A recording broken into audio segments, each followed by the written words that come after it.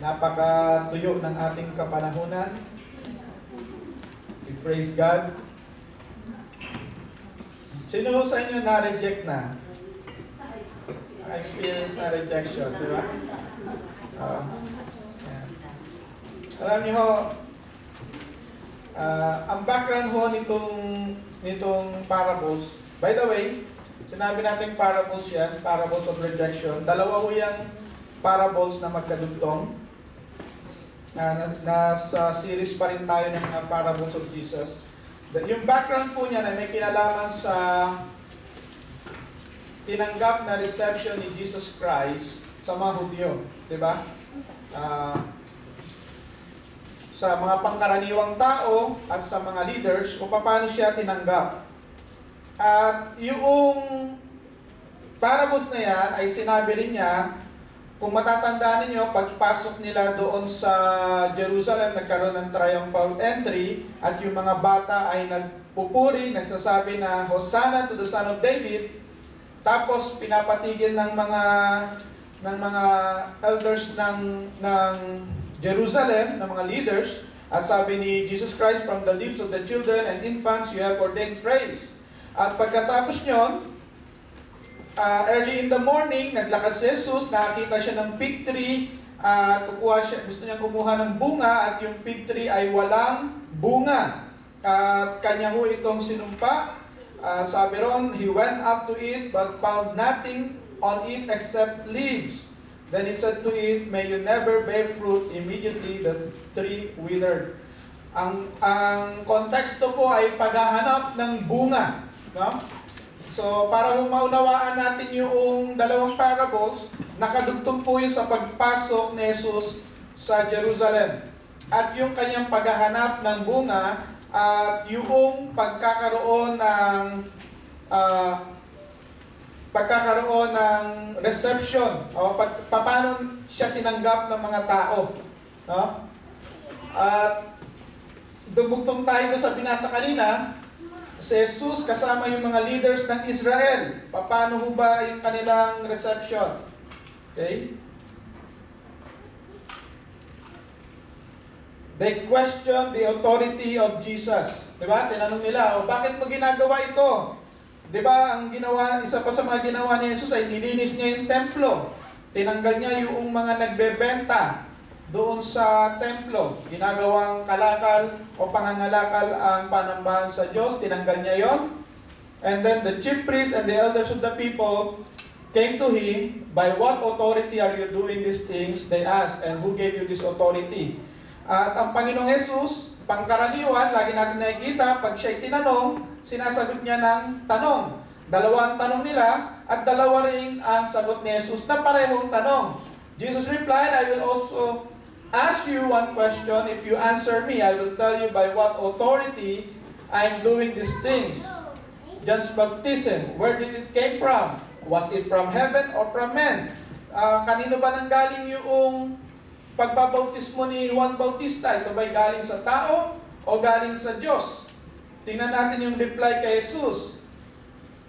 Diniscuss nila. If we say from heaven, he will ask, then why didn't you believe? Kung galing nga sa Ama, bakit hindi sila nanampalataya? Ang kausap ni Jesus ay mga leaders.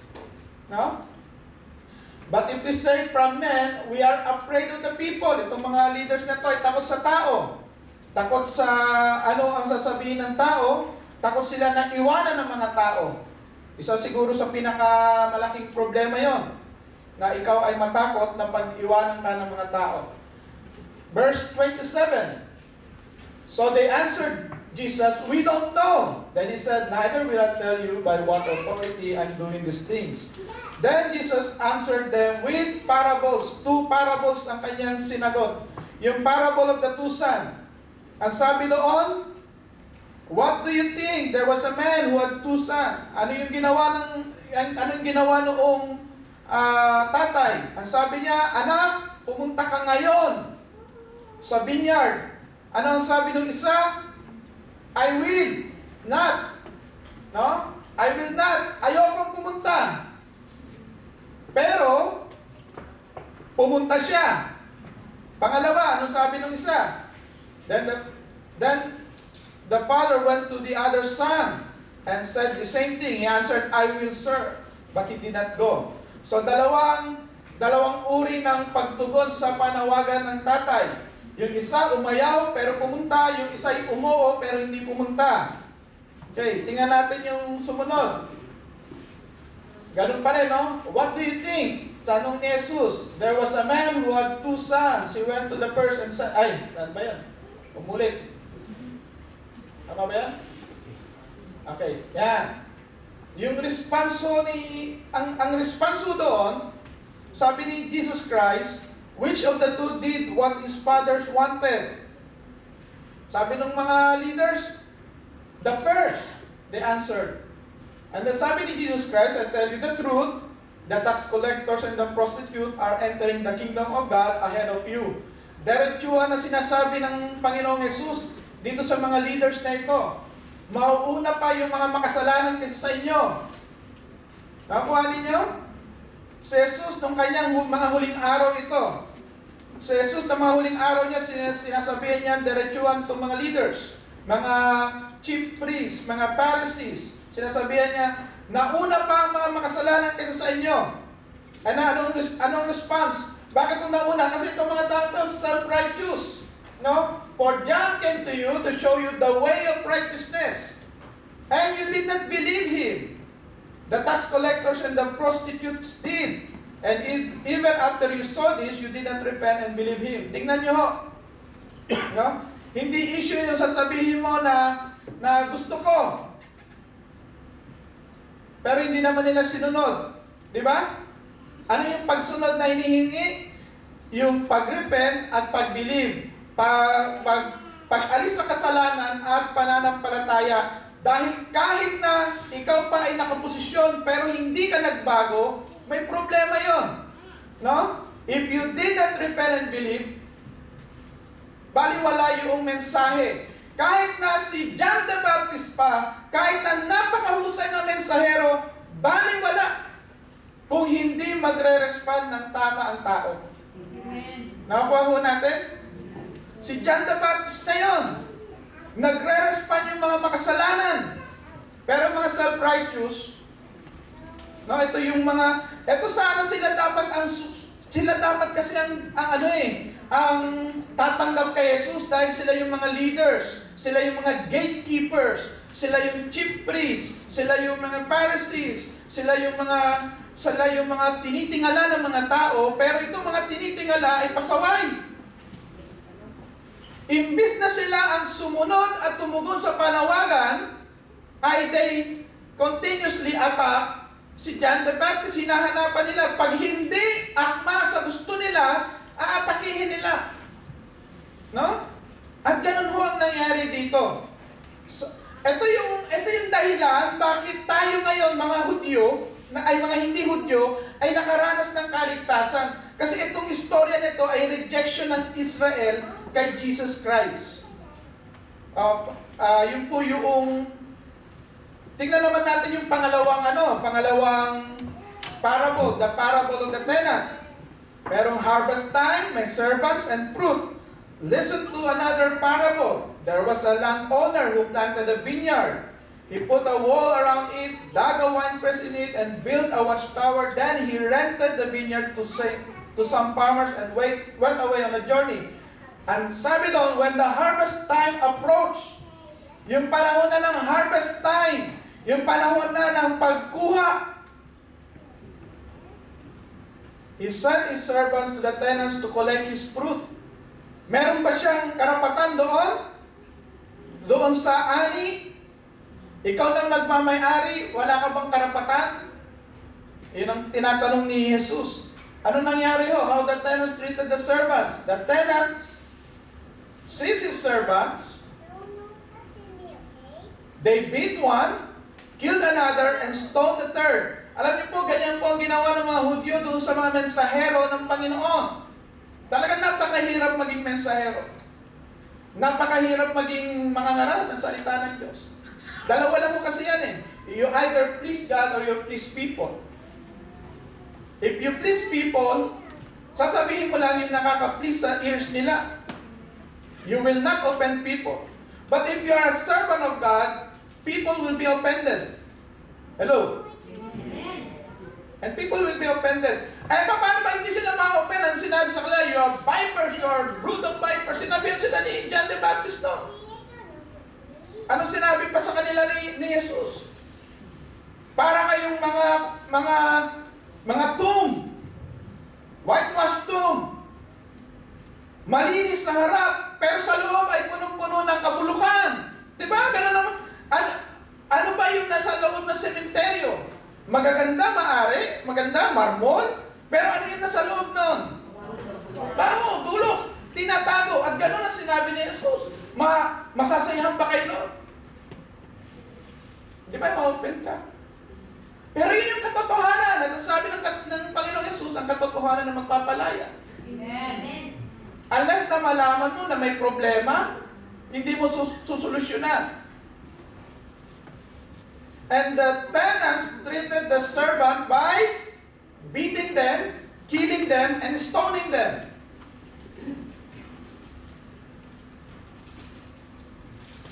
Hindi sila nagsaya. Then he sent other servants to them, more than the first time. Mas marami na ang sinen. Ang dami, alam niyo, ganyan ho ang ginawa ng Panginoon. Ito pong istorya nito ay istorya ng pagmamahal ng Diyos sa kanyang bayan. Ang dami niya sinan ng mga prophets. Ang dami niya sinan ng mga ngaral. Ang dami niya sinan. Pero ayaw nilang maniwala. Doon sa book of Jeremiah, makikita natin doon. Nakikinig pa sila doon sa mga bulaang propeta. Pero kay Jeremiah, ayaw nilang maniwala na servant ng God. Hindi ibig sabihin ng maraming nakikinig ay totoo. Hello? Sa panahon ngayon, na popularity, ang hinahanap ay dami ng tao. Hindi ho yun. Ang tanong ay katotohanan. Ang katotohanan salita ng Diyos. At may mga pagkakataon, very offensive ang mensahe. Ibig ba sabihin yun, hindi ka na totoo? Hello? At ganito na ho yung parable na yan. Diretsuhan ang sinasabi ng Panginoong Jesus. Then he sent other servants to them, more than the first time, and the tenants treated them the same way. Paano in the same way?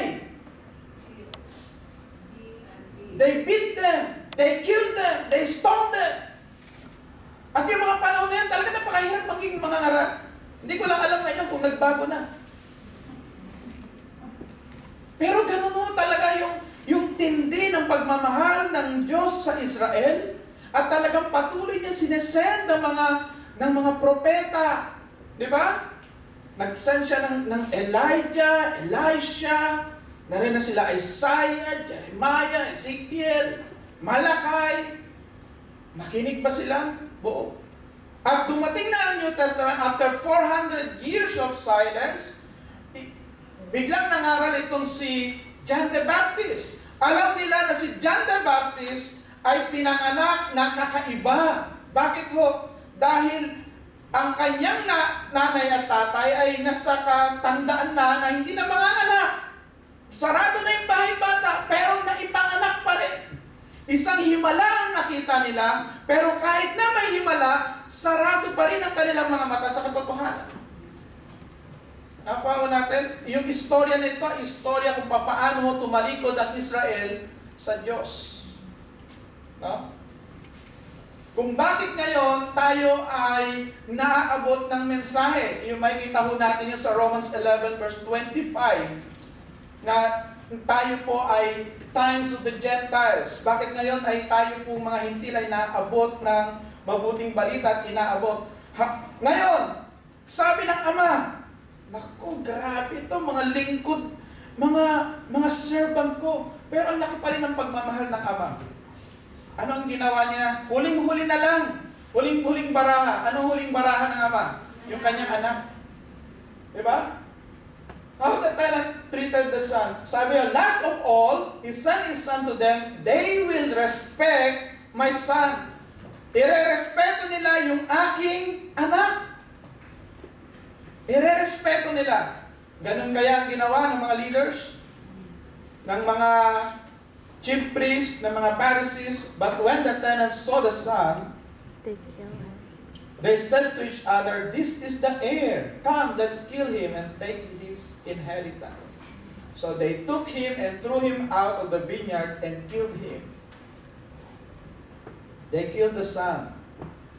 The question of Jesus, therefore, when the owner of the vineyard comes, what will he do to the tenants?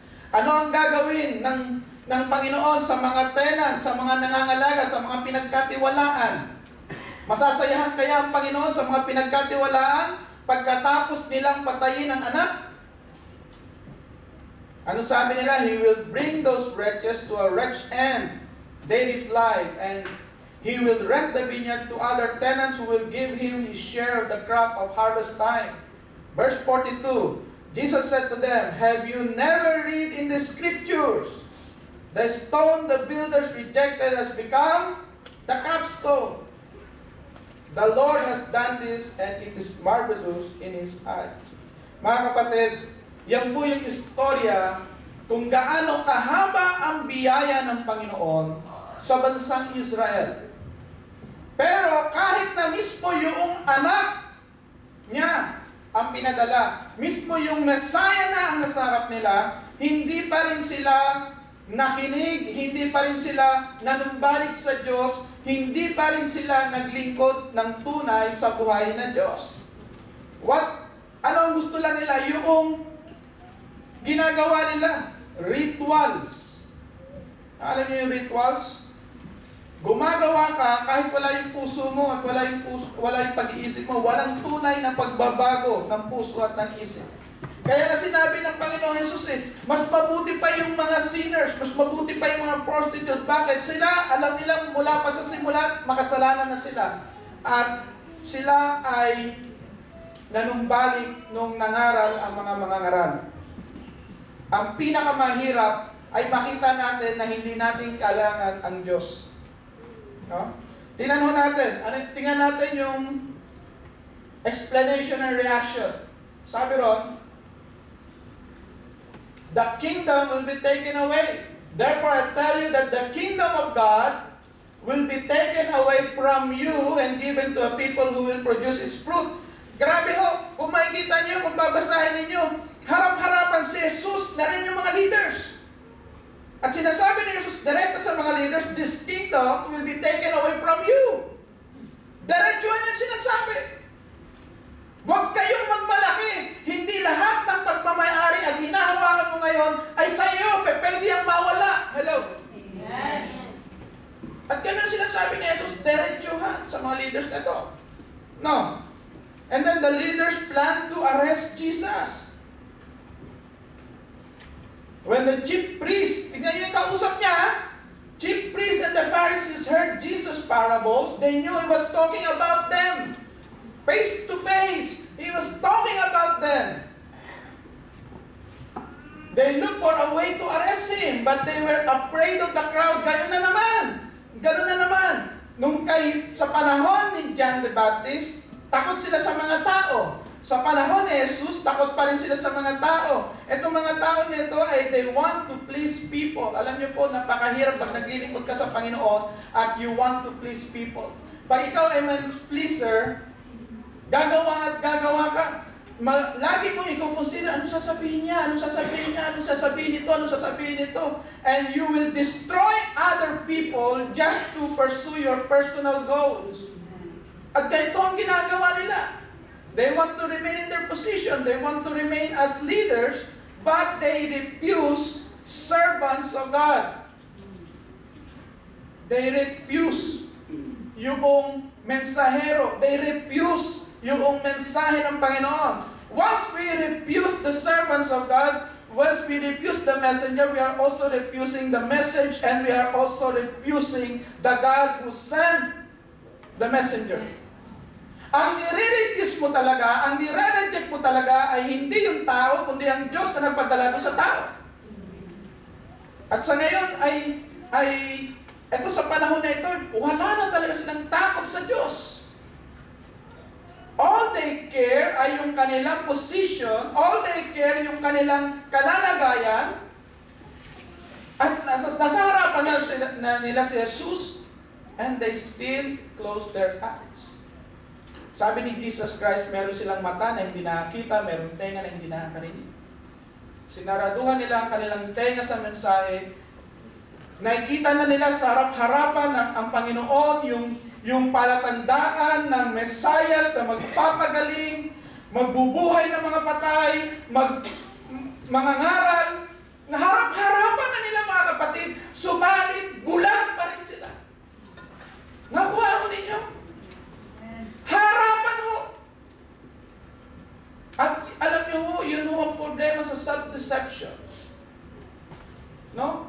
Harapan na yung katotohanan, pero hindi mo pa rin tanggapin. Bakit ho? Kasi masyado kang puno ng iyong sarili. No? Tingnan natin, Israel and the parables of rejection. The parable of the two sons, they reject yung rejection of the father by rejecting John the Baptist, the last messenger of the Old Testament. And then the parable of the tenants is the rejection of the son. Actually, pagka binaba pa natin yan, is the rejection of the Holy Spirit doon sa pangatlong parables. Sa 22. Nung panahon na kung saan binato na nila sila Stephen. Alam niyo ho, hindi issue kung magaling o mahusay ang mensahero eh. Dahil kahit anong galing na ng mga apostol, kahit anong galing na ng nila Stephen, si Stephen binato pa rin. Bakit ho? They don't want to please people. Alam niya lang na ang mensahe niya ay mensahe mula sa Diyos. Nakuha ho natin. Amen ba ron? Amen. Ang pinag-aaralan po natin yung rejection ng Israel kay Jesus, kay God. Israel rejected God. Huwag niyong personalin. Pero kung pine-personalin niyo at natatamaan, baka parang nga sa iyo yun. At baka kailangan kong maging katulad ni Jesus at sinasabi ko sa inyo direkta na gano'n. Pero pinag-aaralan po natin na ito. Israel and the parables of rejection, they rejected God by rejecting the truth, denying the evidence by refusing to believe God's messenger. Ayun na, nariyan na yung signs and wonders. Nakita na nila si Jesus, si Jesus Christ. Nakita na nila yung Messiah. Lahat ng palatandaan ng Messiah. Naalaman na nila na yung virgin nag-give birth. Noong pa man, dumating na yung mga wise men. Noong pa man, dumating na yung mga wise men, telling them na yung promised Messiah ay ipinanganak na sa Jerusalem. Noong pa man. Di ba, nung malaman nila, gusto agad nilang patayin at nagkaroon nga ng pagpatay sa mga bata. Bakit? Kasi very secure yung lugar na nila eh. They want na na yung kung ano lang yung nakasanayan ay gano'n. May position ka, may place ka, may power ka, sikat ka, di ba? Yes. Israel was chosen to be fruitful and she failed to bear fruit. Yun po ang ibig sabihin noong fig tree. Sinasabi ni Jesus, dapat sa pagpasok ko sa aking kaharian, doon sa Jerusalem, dapat kayo ng mga tao nagbubunyi. Bakit yung mga bata ang nagbubunyi lamang? Kaya hinanap niya yung fruits. Walang fruits. She failed to bear fruits. Pero yung parables of rejection is parables of acceptance din. Di ba? Dahil hindi naman lahat ng tao nag-reject. Yan. Sino ang nag-accept? The self-righteous, religious people rejected Jesus, but the sinners accepted Him. Ang sabi ron, Jesus said to them, I tell you the truth, the tax collectors and the prostitutes are entering the kingdom of God ahead of you. Yung mga makasalanan, yung tingin ninyo ay maliit, yung minamaliit ninyong mga tao, naunahan pa kayong pagharian ng Diyos. Kayo na may mga alam sa kasulatan, kayo na kabisado ang mga kasulatan. Kayo na nakaposisyon. Hindi ninyo tinanggap at hindi nyo natanggap ang kaharian. Pero yung mga makasalanan, yung mga prostitute, yung mga socially outcast na tao, mga hindi tinatanggap ng mga tao, yun ang tumanggap sa Panginoon. Alam niyo po, mahirap tanggapin ang isang tagapagligtas kung akala mo sa sarili mo na kaya mong iligtas ang iyong sarili. Kung ang tingin mo sa sarili mo ay matuwid ka na at hindi mo kailangan ng kapatawaran, hindi mo kailangan ng tagapagligtas. Hello? Nakuha mo natin? Pero kung alam mo ang tunay mong sarili, ang tunay mong kalalagayan, na maliban na ang Panginoon ay kumilos sa iyo, na maliban ang Panginoon ay magligtas sa iyo, hindi mo tatanggapin ang iyong tagapagligtas. Nakuha natin. Bakit napaka-importante yon? Amen ba ron? Rejection mo yun. Yung dalawang parables na yun eh. Paano ni-reject ng Israel si John the Baptist, si Jesus? Diba? Pero hindi naman lahat nag-reject. Ang tumanggap ay mga makasalanan. Kaya nga ho, kung hindi mo tinatanggap na ang sarili mo yung makasalanan, kung akala mo ang sarili mo yung perfecto, baka hindi ka para dito. Hello? Okay, sabi pa rito, therefore I tell you that the kingdom of God will be taken away from you and given to a people who will produce fruit. Alam niyo, dito sa two parables na ito, laging dinudugtong sa harvest. Yung dalawang parables na yan nakadugtong sa harvest. Kung paano si Jesus Christ naghanap ng fruit doon sa fig tree. Di ba sa fig tree? Naghanap siya ng prutas? Naghahanap siya ng harvest? Hanggang ngayon, naghahanap siya ng harvest. Actually, sa atin na, hinahanapan niya tayo ng harvest eh. Baka tumagal ka na, hindi ka pa rin nag-harvest. Hello? Tanungin mo sa sarili mo, Panginoon, kabante ba ako ng harvest? Ako ba'y na-harvest at kasama ba ako sa harvest? Hello? At ganun ho, sinasabi niya, mula ngayon, sa harap-harapan, sinasabi ng Panginoong Jesus, I tell you that the kingdom of God will be taken away from you. Sinong kaharap ni Jesus Christ dito? Mga religious leaders. Harap-harapan sinasabi niya, yung inaakala ninyong inyo, aalisin ko sa inyo. Amen? Amen. Tama ho ba yun? O hindi, kailangan kasi pastor, alam mo, dapat yung mensahe mo, yung ano lang eh, yung parang marshmallow, yung gano'n, yung parang cake, masarap, no? Huwag ka na magsabi ng katotohanan kasi parang ano yan eh, pero alam niyo mga kapatid, ganito yan eh. Sa maniwala kayo't hindi, tanggapin nyo man at hindi, ang katotohanan. Amen. Dahil kung hindi ako mangangaral ng katotohanan at hindi, at maaari sabihin, hindi dapat nakaka-please. Dapat yung mukha kang mabait, yung hindi na, yung parang ganoon, nakikita mo sa TV na napakababait ng lahat ng mananampalataya. Yung blessing lagi, mga kapatid, alam niyo kung bakit hindi nawala yung blessing sa Israel? Dahil ayaw nilang tanggapin yung katotohanan. Amen? Nakuha natin. At yun ho yung naging problema. Hanggang ngayon, problema pa rin. Inahanap natin yung marshmallow, nakakalimutan natin na spiritual ay napakahalaga. At minsan, kailangan nating harapin ang katotohanan. At ganito si Jesus, sabi, harap-harapan niya nang sinasabi, the kingdom will be taken away from you and will be given to whom? Those who will produce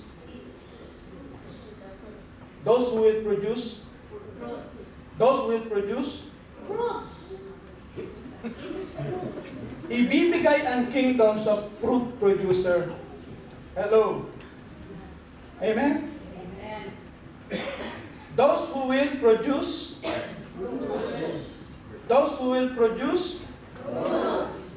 merong prutas.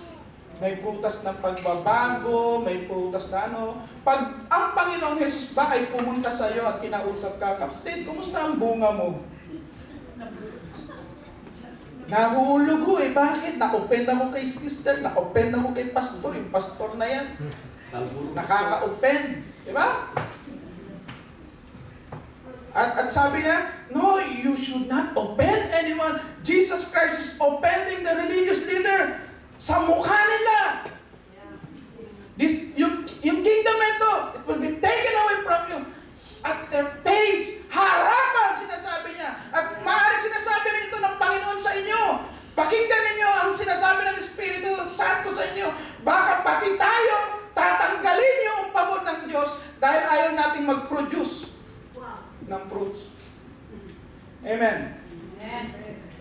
Alam niyo ho, yung iba, pag narinig ito, nagtatakbuhan na, nagre-repent na eh. Pero syempre, hindi tayo ganun. The parables are also parables of invitation. Ano yung parables na yan? Sabi ron, son, go and work today in the vineyard. Son, go and work today. Son, go to the harvest. Son, go. Go. May going. Amen? Hindi, pastor, mananala.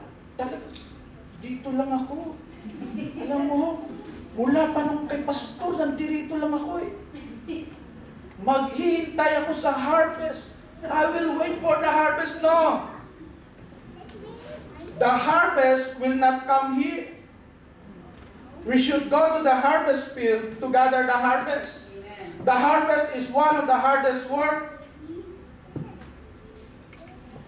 Diba? Kahit na nga yung bunga ng mangga, alam niyo, sa tapat namin, ang daming bunga ng mangga. Pero hindi ko alam kung pa pwedeng akyatin. At makikita ko sa tuwing umaga, may makikita kong manggang nahuhulog doon. At hindi mo mapakinabangan yung harvest. Bakit? Kasi yung harvest, para mo mapakinabangan, kailangan mong kunin. Hello? Kahit na sabihin natin, it's harvest time, hindi yun. Ibig sabihin ng harvest time is working time. Amen. Amen. Hindi natin pwede sabihin, hindi, darating na lang yung mga kaluluwa dito. Nakikita mo, pastor, kaya hindi mo makita yung ano na yung mga bakanting upuan yan, kaluluwa yan. Kaluluwa yan. Di ba? O nga eh, kaya hindi makita, kaluluwa eh. Hindi, ang sinabi ni Jesus Christ, hindi na sinabi, you will be a fishers of ghosts. Sinabi niya, you will be fishers of men. Amen. Amen ba ron? Nakakuha pa natin yon. Yung parables of rejection is parable of invitation. God is inviting us to be part of the harvest. Yung mga Israel, they rejected it. Nireject nila. Ang tanong, tayo ba i-reject din natin si God? Yung pag-reject sa mensahe at sa mensahero, pag-reject din kay God. Hello? Nakuha natin? Hindi ka naman nakaka-bless niyan, brother.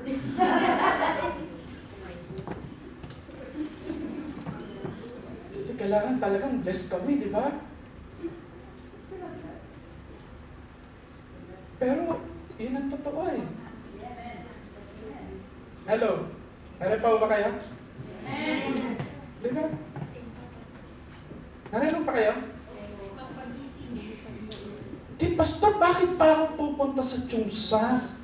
Masaya naman. Ate na lang ako ng morning. Magaling pa si Pastor Peter mag-preach. Hello? Di ba? Oo.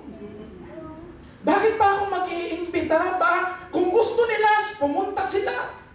Hindi, yung harvest ko, ginagather, iniimbita, dinadalaw, pinapanalangin, pinapalo up. Hindi ba? Hello? Nakaka-open na ba ako? I hope na-open ko kayo. Hello? I hope I'm offending you. Hello? Sino na ho na-open ngayon? Wala pa rin? I hope I'm offending you. Jesus Christ offended the leaders, the Pharisees, the chief priests. He offended them. Harapan. Diba? Ano sabi pa niya? It's a parable na invitation to take part in the harvest, and he will rent the vineyard to other tenants who will give him his share of the crop of harvest time. Diba?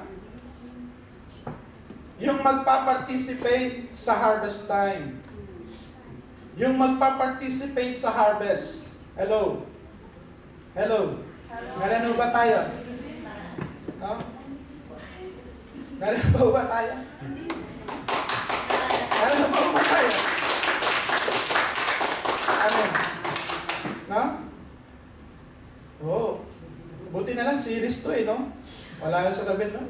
Talaga si pastor na nananadya, oh. Hindi ho, matagal na ho itong ipinanalangin, matagal ko na ho itong ipinasa, January pa ho, ay talagang sa linggo na ito pag-uusapan natin.